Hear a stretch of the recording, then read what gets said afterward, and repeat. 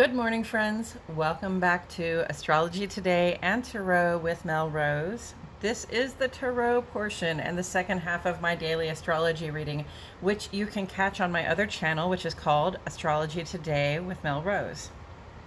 The idea behind the Tarot portion is to provide some further insight into the ongoing and current energies of the day based on the day's astrology and tarot influences. First, I'll discuss the tarot card that sits on the left-hand side of the page, and then I'll do a quick review of the day's astrology before playing another card that may give us something more to think about.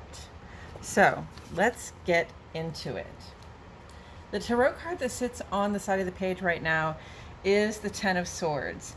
And swords, and it represents in astrology the last 10 days, the third decan of the sun's transit through Gemini. So 30 days, we break the year down into 10-day chunks, and we have 36 numbered suit cards in the tarot. There's one applied to each of the 10-day segments of the year.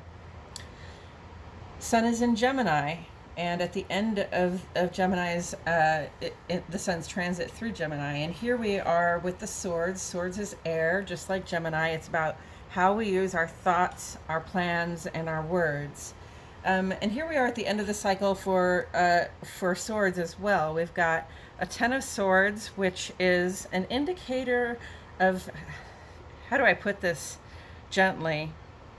We may feel a little bit deflated because of the way some people spoke to us. That would be the understatement. That would be the way to understate that kind of situation, right? You know, again, swords are about our thoughts and words. This is not a literal attack, but you see that somebody has come under attack and, an attack of thoughts and words, and they're laying pretty flat. They feel deflated. They feel, maybe they're currently dead to the people that came after them. And sometimes, people will even use your own thoughts and words to sort of bring you down. But this was something that was unexpected, something you did not know necessarily was building. It's a surprise attack. You're surprised by it. But the good news is now you know who you can't trust. Now you know who you shouldn't be sharing your own thoughts and ideas with, right? After nursing your wounds a little bit, after pulling these swords out of your back and trying to disregard these trifling people who've treated you so poorly, you can get up and move toward a better horizon, a more sunny, golden horizon, right? You didn't see those black clouds gathering, but there they are. But there is hope for the future. So, end of a cycle, you get to cut some people and some stuff out. You get to stop doing some stuff that, whether you knew it or not, was really not going well for you. And that is an opportunity for a fresh start. With having said that, I'm going to go ahead and what am I doing here? Shuffle some cards while I remind myself that, and the cards, that the sun is in Gemini with Mercury. So Sun and Mercury and Gemini is like this powerhouse of our attention and our focus and our thoughts and our planning and our communication. Is just a really intense outer life focus right now. Whatever it is that we're working on, we're collaborating with other people. We're excited to get it done. We're doing a lot of thinking and a lot of communicating about it so that hopefully our plans will go very well. And, the sun is about to culminate on the 21st, next Tuesday. We'll have the longest day of the year, and also the sun will move out of Gemini and into Cancer. That's how it happens every year. Summer solstice, it's a big celebration. It is the sun's peak influence in the year. So here we are at the time of the sun's peak influence in the year. And the sun, again, is about the outer life. It's how we express ourselves. It's how we show up in our workspaces, in our social spaces, in the civic world, what we do there and how we express ourselves, okay? The inner life, the moon is in Capricorn today, and it's a waning gibbous. So we're just a couple days past the full moon, and this is a time of sort of resting and reflecting, reviewing. We just got done with tying up our celebrations, and now we're kind of looking back on how that went for us, what we'd like to do better, right? What we'd like to see go better next time, as we're sort of letting go, right? We celebrated our achievements. Now we can let that go. Yes, they are achievements. And we can start to get to work again and think about, what comes next. But on the waning side of the moon, for this half of the month, for this 2 weeks, basically, it's more a time of decrease than increase. So our plans are about getting rid of things, letting go of things, losing things. Our activities are going to be about pushing things out of our life that no longer help us reach those goals we are so intent on. Moon moves from Capricorn into Aquarius this afternoon at 4:44, and they're both Saturn ruled signs, Capricorn and Aquarius, so it's very much about structure, stability, feeling supported.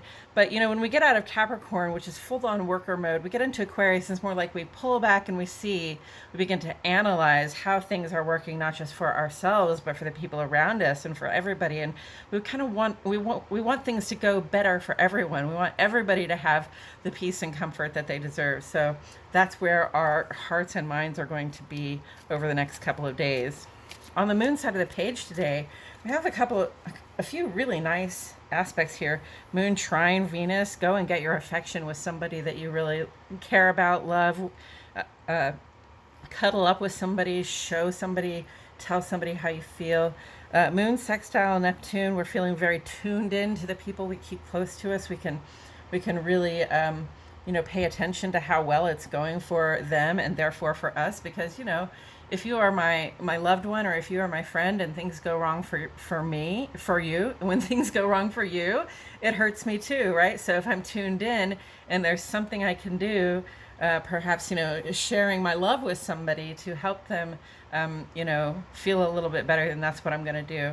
And then later tonight we have this moon trine Mercury. It's at 9 o'clock tonight, but I'm not usually done by 9 o'clock, so this is a good time to think about the next day, the coming weekend, make your plans and speak from the heart about what you really want to see happen. And then in the middle of that, we have this moon conjunct to Pluto, and that's a real intensification vibe. Conjunct amplifies the energies of our feeling life and the energies of sort of our shadow, what we keep hidden, what is underneath, what is secret just for me, right? It can be a little bit of a difficult mood, but we can also, sort of solve any uncomfortable, hurtful feelings that come up by putting our conscious attention on them, like really shining the light, right? Go ahead and shine. There's so much light in the sky right now. Go ahead and shine the light on that difficult problem. And then you've got this 3 hours void, of course, so you can really, if you want to, take some time to meditate, to journal, to sit with whatever it is that's coming up for you. Have an important conversation with yourself in spirit so that you can hopefully come closer to resolving whatever might be difficult for you at that time. And then the moon moves into Aquarius, and we want to go see our friends. We want to seek out our allies. We want to talk about, how we're going to get together and make things better for everyone. On the sun side of the page today, Sun went trine to Saturn and square to Neptune. Well, just a couple of days ago, Moon, I think, went sextile to Neptune and square to Saturn or something like that.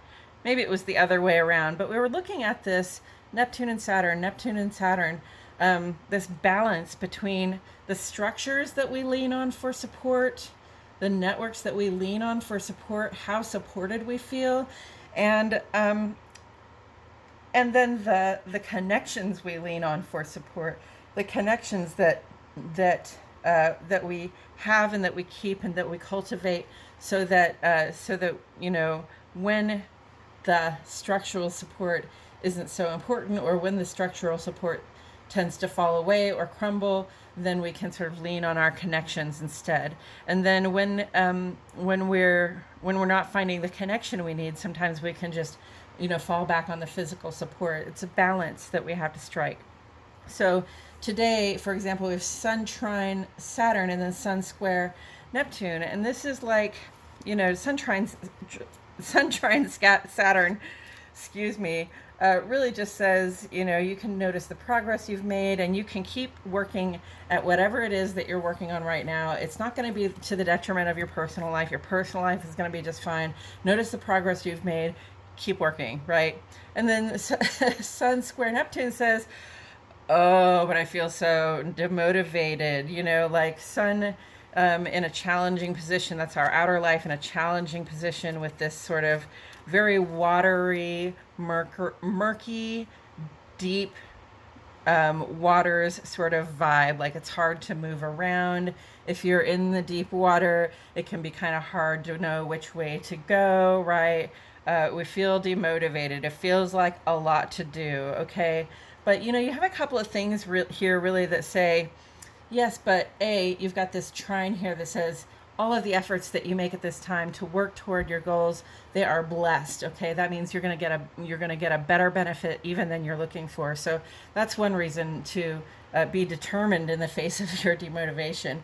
And then on the other side, we've got this moon sextile Neptune. Right when the sun goes square to Neptune, like less than an hour later, moon goes sextile to Neptune and says, no, but I feel it. I feel tuned in. And feeling tuned in, I always describe that as like how we feel our connection to the people we keep around us, or how we feel our connection to spirit. But it can also be like how I feel the connection to the stuff I'm working on, to what I'm trying to do, right? When you're trying to manifest something, when you're trying to create something in the world, you got to feel tuned into it. You've got to be feeling that vibe. You've got to really you've got to have a good interest in it, right? If it's not interesting, are you really going to do it? Especially not if you become demotivated, okay? So beware of that demotivating vibe in the outer life, but understand that there's still a generative, a positive, forward motion, cooperative vibe on the inside that helps us still feel that connection to the work that we're doing, and understand that that blessing is there because we've got to keep moving forward in spite of our demotivation, if that's what we're feeling. In the ongoing column, Mars is conjunct to Chiron through the 19th of June. This is an opportunity to really just go ahead and express your fantastic self. And this weekend in Fayetteville, where I live, Fayetteville, Arkansas, Wupeg Sui. This weekend in Fayetteville, where I live, we have Pride, and it's going to be a gigantic celebration. We went to the parade last year. It was some 30,000 people lining the street. It was just a beautiful celebration, very peaceful, very cool. No protesters hanging out like they sometimes do out here in the South. This is a great opportunity to just get your loudest outfit out of the closet. Just be as funky or groovy or different or more yourself than usual as you want to be. You can express yourself. Chiron in Aries is like, I want to feel comfortable expressing myself around other people, but I don't always feel that comfortable. And Mars is there in this amplified position saying, what the heck, we're just going to do it. We're going to do whatever we want. We're going to have it our way at this time. So go ahead and have it your way at this time. It's a great time of year to just let that freak flag fly a little bit, or a lot. Mercury trine Pluto is also here through the 19th. This has been here for over a month. And it's, it was like Mercury and Pluto were both direct, and then they both went retrograde, and then Mercury went direct again. Pluto's retrograde lasts longer. But we had two or three different ways to look at this real blessing of personal insight, right? So this is our inner depths. That Pluto is our inner depths, especially in retrograde. It's about the endings and beginnings that are coming up on the inside of our lives, in our hearts, in our minds. That stuff we know from the gut is going to happen, or that stuff that we just know from the gut, that Pluto can also represent the shadow. So the things that we try not to think about, or the things that we wrestle with, quietly in our hearts and minds without ever expressing them. But here's Mercury in this trine position. Mercury is your expression. It's your thoughts, words, and communications. And here we are, Sun and Mercury in Gemini, right? So express yourself. That trine vibration is a blessing from above. It says, yes, when you express what's coming up for you, when you take an analytical eye toward those fears and insecurities that come up, sometimes our fears and insecurities, they keep us from behaving like ourselves, right? We let our fear get in the way, and then we kind of act like jerks, or we're not as smooth as we think we are. We're not as, we just don't show up in the way we think we'd like to be able to show up. So, this is really a search for personal authenticity, right? It's like, okay, I can see what's going on in terms of those fears and insecurities coming up, and my rational mind actually has some idea what I can do about it, right? How I can handle those fears and insecurities so that they don't get in my way of my ability to be myself. Mars, conjunct Chiron. All right, Pluto is retrograde, Saturn is retrograde, and I kind of lump them together right now because Pluto is in a sign ruled by Saturn, Capricorn. Saturn is in a sign ruled by Saturn, Aquarius, but Capricorn's more worker and foundational and institutional and traditional, and Aquarius is more like, yeah, we have work to do to change things to make it better for everybody. Okay, so it's sort of the old way versus the new way, but there is a way. All right, transforming our core supports. Retrograde puts these energies of transformation of our foundations, our institutions, our traditions. It puts it on the inside of our body. So what are the traditions and institutions that are inside our psyche? It's our habitual ways of being, right? It's the things that we lean on without perhaps even noticing it, without even realizing it. There are these structures that we lean on for support that they're being changed. They are under renovation at this time, and part of that is because Pluto's going to move into Aquarius next year, where Saturn is sitting now, and really start making changes in the interest of everybody having equality, everybody having, the comfort and security that they need in the world, regardless of the work that they do, right? So, we've got to start with ourselves and start thinking about the terms by which, when I win, who loses, right? When I get what I want, does that happen to the detriment of somebody else's life experience? And if that's the case, then some things got to change about what I think I need, okay, and how I get it. And that was a lot to say. So with all that said, I'm going to go ahead and turn this. Oh, we have the Eight of Cups again. What I get from this is that some of us are really feeling a sense of loss, and we might really feel flattened by this. We might feel very demotivated, right? We may feel as though we're swimming in murky waters when we thought everything was going full speed ahead. We may feel like, we put a lot of our intellectual creativity into something, and somehow it got ripped out from us, right? And we're in a position where something we maybe even thought was good is going to have to end because it wasn't good. And so now we're going to have to move forward, right?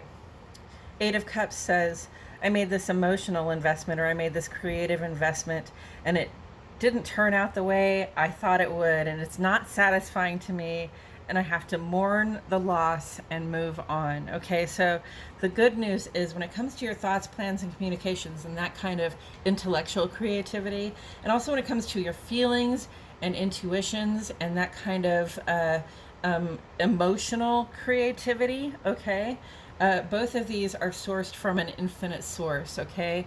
It's not, you could say it's outside you, you could say it's inside you, you could say, being part of the earth, that energy flows through me, right? I'm a vessel for that energy, that creative energy, because humans are creators, we're storytellers, we tell stories and then we create life out of those stories, right?